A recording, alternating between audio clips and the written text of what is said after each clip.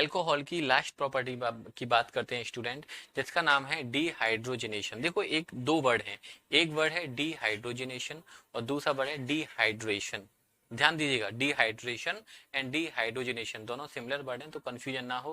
Dehydration के बारे में हमने बात की हुई है एलिमिनेशन रिएक्शन में, कि जब हम किसी अल्कोहल का डिहाइड्रेशन करते हैं कॉन्सेंट्रेटेड H2SO4 के साथ में, तो क्या मिलता है, एक एल्किन मिलता है। लेकिन अगर आपने अल्कोहल को एक्सेस में ले रखा है तो ईथर मिलेगा।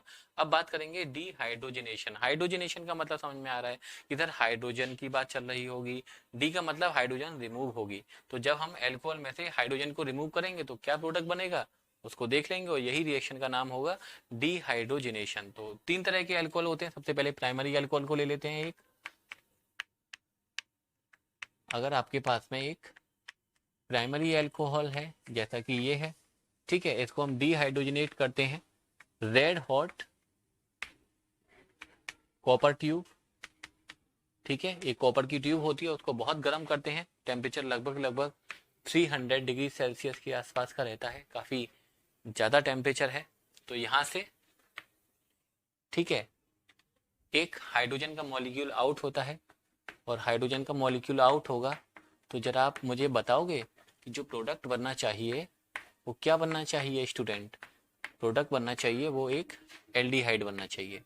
ओके, तो प्राइमरी अल्कोहल को आप डिहाइड्रोजनेशन करोगे, डिहाइड्रेशन नहीं बोल रहा हूँ, ध्यान रखना, डिहाइड्रोजनेशन करेंगे तो आपको क्या मिलेगा, एल्डिहाइड मिलेगा।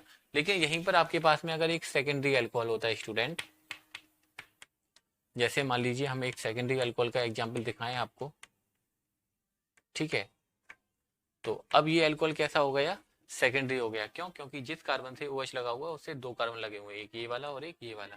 इसको अगर आप डिहाइड्रोजनेशन रिएक्शन कराएंगे रेड हॉट कॉपर ट्यूब पर पास करने पड़ेगा हमें इस कंपाउंड को, टेम्परेचर फिर से वही 300 डिग्री सेल्सियस के आसपास का रहेगा, राइट।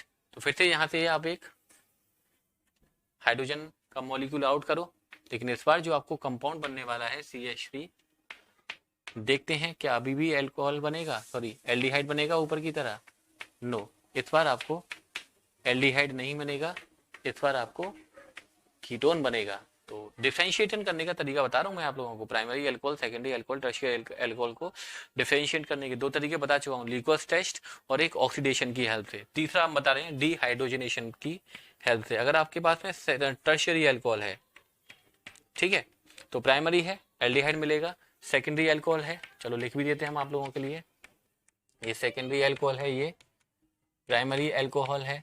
और अगर आपके पास में टर्शियरी अल्कोहल हो लाइक दिस, ठीक है, इसको हम ऐसे लिख लेते हैं बेटर बात को समझने के लिए, तब रेड हॉट कॉपर ट्यूब पे आप इसको पास करोगे, ठीक है, टेम्परेचर 300 डिग्री सेल्सियस, तब क्या बनेगा, तो आप कहोगे सर यहाँ से H, इस कार्बन पे तो कोई H है ही नहीं है, तो इस कार्बन पे कोई H नहीं है, यहाँ पर स्टूडेंट डिहाइड्रोजनेशन नहीं होता है, यहाँ पर डिहाइड्रेशन हो जाता है।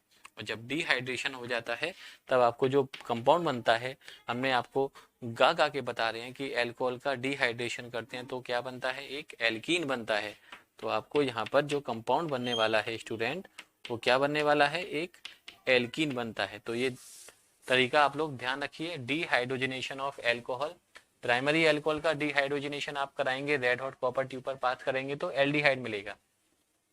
सेकेंडरी अल्कोहल का डिहाइड्रेशन कराएंगे आप लोग तो कीटोन मिलेगा डिहाइड्रोजनेशन पर।